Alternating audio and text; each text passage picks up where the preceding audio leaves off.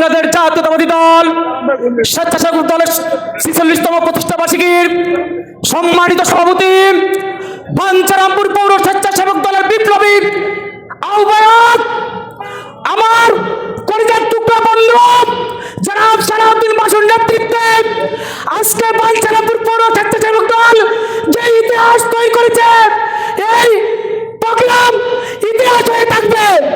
আমি জেলা স্বেচ্ছাসেবক দলের সংগ্রামী আহ্বায়ক, সংগ্রামী বিপ্লবী সদস্য সচিব তাদেরকে অনুরোধ করব, সামনে এই বাঞ্ছারামপুর উপজেলা স্বেচ্ছাসেবক দলের দায়িত্ব দেও আমার বন্ধু জনাব সালাউদ্দিন বাসুকে। জয়। আমরা বাঞ্ছারামপুর উপজেলা স্বেচ্ছাসেবক দল জনাব সালাউদ্দিন বাসুর নেতৃত্বে ঐক্যবদ্ধ আছি ইনশাআল্লাহ, ঐক্যবদ্ধ থাকবো ইনশাআল্লাহ। এই বলে আমি আমার বক্তব্য শেষ করছি।